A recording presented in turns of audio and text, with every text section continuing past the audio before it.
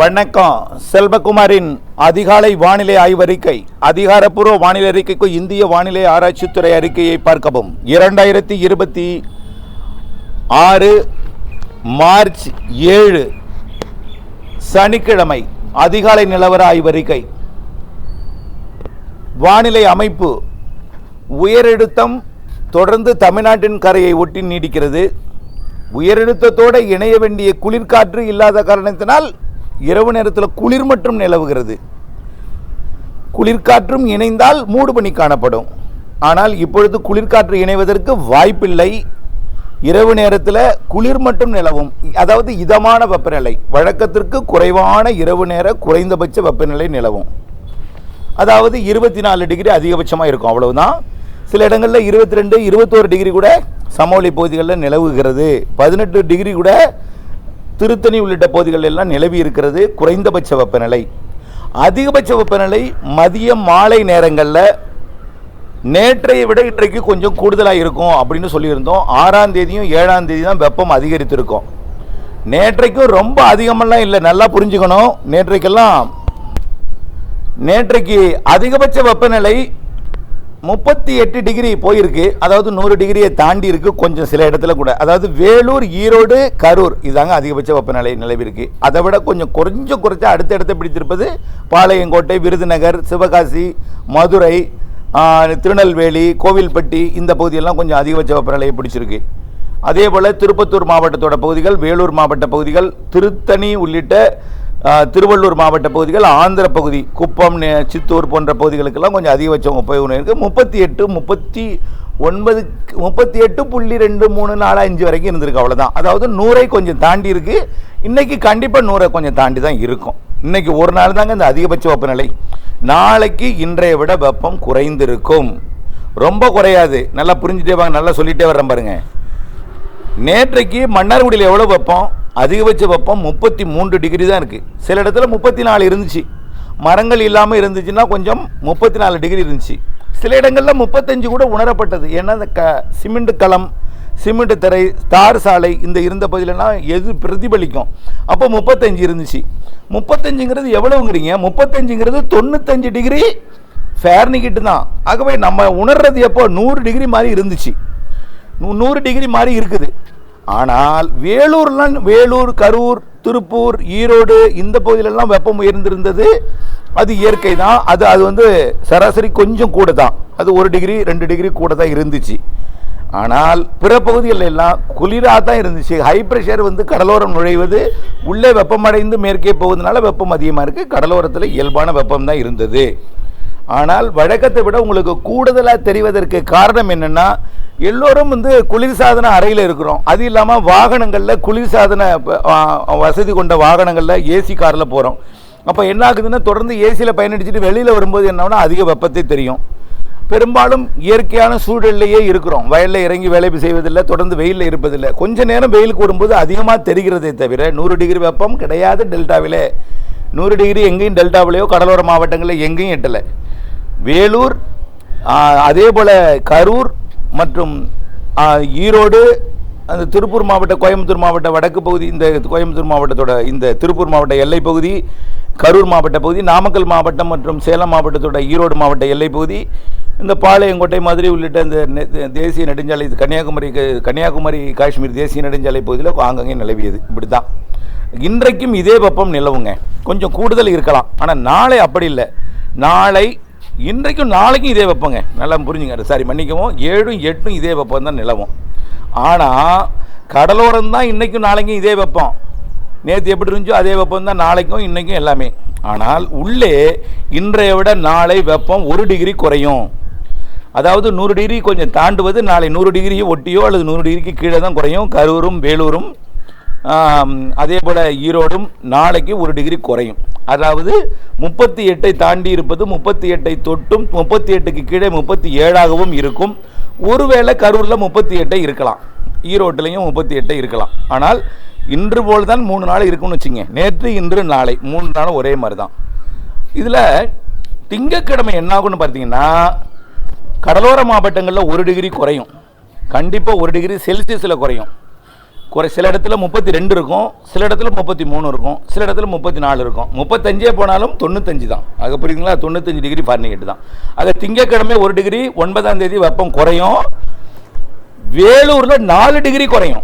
ஏன்னா அங்க மேகமூட்டம் உருவாக போகுது. வேலூர்ல 4 டிகிரி செல்சியஸ்ல குறையும். ஆக திங்கட்கிழமை 1 டிகிரி வெப்பம் குறையும். கடலோர மாவட்டத்தில் வழக்கமாக சராசரியாக 33 34 தான் இருக்கு. அது 1 டிகிரி குறைஞ்சதுன்னா 33 32 குறையும். செல்சியஸில் 35 95 டிகிரி ஃபாரன்ஹீட் தான், புரிஞ்சுக்கிங்க.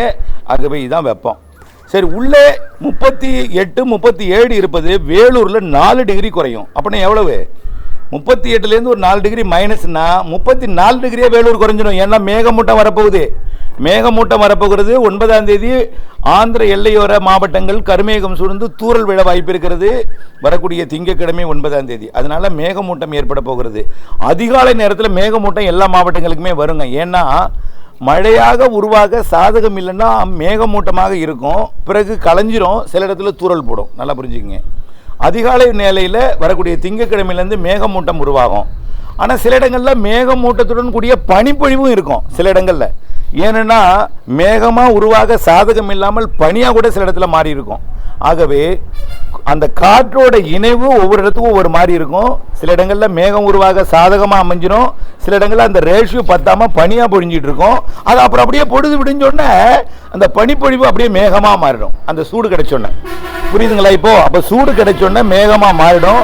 சூடு கிடைக்கும் வரைக்கும் அது பனிப்பொழிவாக அப்படியே இருந்துட்டு இருக்கும். பனிப்பொழிவும் இருக்கும். அப்போ 9ஆம் தேதியிலேருந்து கிளைமேட் மாறுது, வெப்பம் குறையுது.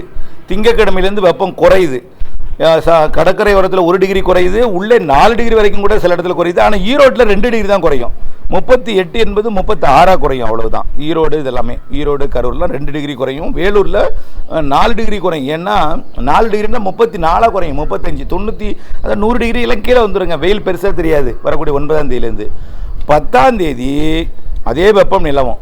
கொஞ்சம் கூடுனாலும் கூடலாம். 35க்கு வர்றது மீண்டும் 36 போகலாம், 37 போகலாம். ஆனால் 100 டிகிரியே தாண்டாது. 100 டிகிரியே தாண்டாது எங்கேயுமே. இன்றைக்கும் நாளைக்கு மட்டும்தான் இந்த அதிகபட்ச வெப்பம். 11ஆம் தேதி மீண்டும் குறைய தொடங்கும். கொஞ்சம் கூடும். 10 11 கொஞ்சம் கூடுனது மாதிரி இருக்கும். ஆனால் 12ஆம் தேதிக்கு மேலே முற்றிலுமாக வெப்பம் குறைஞ்சிரும். எல்லாமே 95 டிகிரி ஃபாரன்ஹீட்டுக்குள்ளேயே தான் இருக்கும். அதாவது 35 டிகிரி செல்சியஸ் 95 டிகிரி ஃபாரன்ஹீட்டுக்குள்ளேயே தான் இருக்கும். கடலோரம் 30 31 தான் இருக்கும். கடலோரம் 30 31 செல்சியஸ் தான் இருக்கும். ஆகவே வெப்பம் இன்றைக்கு நாளைக்கு இருப்பது தான். இடையில ஒரு 10 11 கொஞ்சம் கூடுனது மாதிரி தெரிஞ்சாலும் 100 டிகிரியெல்லாம் தாண்டாது.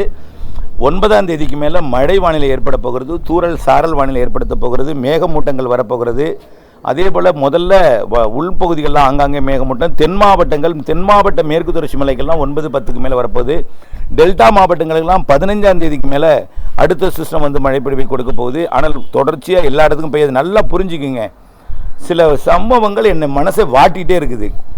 ஆகவே நல்லா புரிஞ்சுக்கங்க. புரிதல் முதல்ல வேண்டும். அறிவியலை புரிஞ்சுக்கங்க, வானிலையோட புரிஞ்சுக்கங்க, இயற்கையை புரிஞ்சுக்கங்க. முதல்ல நான் யாரையும் அறுவடை செய்ய சொல்லலை. வானிலையை சொல்கிறேன், உங்கள் விருப்பத்துக்கு நான் விட்டுடுறேன். நல்லா புரிஞ்சுக்குங்க. தூறல் சாரல் நனைக்கு மழை மேகமூட்டம் வெப்பம் குறைதல் தான் இப்போ அறிக்கையாக கொடுத்துருக்குறேன். தூறல் சாரல் ஆங்காங்கே தான் இருக்குன்னு சொல்கிறேன். எல்லாருக்கும் தூறல் சாரல்ல இந்த மாதம் 15ஆம் தேதிக்கு மேலே ஆங்காங்கே கொஞ்சம் பரப்பில் கூடும். 18ஆம் தேதியிலேருந்து கொஞ்சம் மழையாக மாறும். 17 18 19 20 கொஞ்சம் மழையாக மாறணும். இன்றைக்கி சொல்லலை. நம்ம முதல் நிகழ்வு 8லேருந்து 15க்குள்ளே வரக்கூடிய நிகழ்வு இணைந்து வரலாம். தூறல் சாரலை கொடுக்கலாம்னு சொல்லியிருக்கோம். 15லேருந்து 20ஆம் தேதி வரக்கூடியது கொஞ்சம் வலுவானதுன்னு சொல்லியிருக்கோம். மழை தரக்கூடியதுன்னு சொல்லியிருக்கிறோம். ஆக 18 19 20 மழை தர வாய்ப்பு இருக்குது. தமிழ்நாட்டில் எல்லா மாவட்டங்களுக்கும் இருக்கும். ஆனால் ஒரே நேரத்தில் எல்லா மாவட்டத்துக்கும் வெள்ளப்பெருக்கு இதெல்லாம் கிடையாது. கொஞ்சம் மழையை கொடுக்கும். மழையை எதிர்நோக்கி எந்த பணியும் செய்ய வேண்டாம். ஆனால் அறுவடை விவசாயிகள் மட்டும் அந்த நாளில் மழை வரும் என்பதை நினைவில் கொள்ளணும். ஆகவே வெப்பம் தனியே இருக்கிறது, மேகமூட்டம் வரை இருக்கிறது, பிறகு தூறலை கொடுக்க போகிறது, ஆங்காங்கே கொடுக்க போகிறது, பிறகு கொஞ்சம் வெயில் அதிகரித்தது போல் காணப்பட்டாலும் மீண்டும் மேகமூட்டங்கள் தூறல் வரப்போகிறது. அடுத்த நிகழ்வு காரணமாக அது கொஞ்சம் கூடுதல் மழைப்பொழிவை கொடுக்கும். 18 19 20 தமிழ்நாட்டின் பெரும்பாலான மாவட்டங்கள், குறிப்பாக தென் மாவட்ட மேற்கு தொடர்ச்சி மலை, தென் மாவட்ட உள்பகுதி, மேற்கு மாவட்டங்கள், டெல்டா மாவட்டங்களுக்கெல்லாம் இருக்கும். வரக்கூடிய நாட்களில் தான் அதை எந்தெந்த நாட்களில் எங்கெங்கே மழைப்பொழிவை கொடுக்கணும் உறுதிப்படுத்தலாம். இப்பொழுது வரைக்கும் தெரியப்படுத்தியிருக்கிறேன். வரக்கூடிய நாட்கள், வரக்கூடிய இந்த மாத இறுதி வரைக்கும் எப்படி இருக்குன்னு. 18ஆம் தேதியிலேருந்து 30ஆம் தேதி வரைக்குமே வானிலை மாறி இருக்கும். மழை வானிலை 20 21 4வது வாரமும் கொஞ்சம் மழை வானிலை இருக்குது. ஆக அடுத்தடுத்த நிகழ்வுகள் மழையோட அளவை கூட்ட இருக்கிறது. கிழக்கு காற்று வர இருக்கிறது. கிழக்கு காற்று வட இந்திய நிலப்பகுதி வரைக்கும் உள்ளே பயணிக்க இருக்கிறது. ஆக கிழக்கு காற்று தமிழ்நாட்டின் தரையேறி ஆந்திர பிரதேசம் தெலுங்கானா வழியாக மத்திய பிரதேசம் வரைக்கும் பயணிக்கும் பொழுது தென் மாநிலங்களுக்கே மழை தரப்போகிறது. எப்போ 18ஆம் தேதியிலிருந்து 28ஆம் தேதி 30ஆம் தேதி வரைக்கும். ஆகவே நாட்கள் இன்றைக்கும் நாளைக்கும் வெயில் கூட, அது பிறகு குறையும்.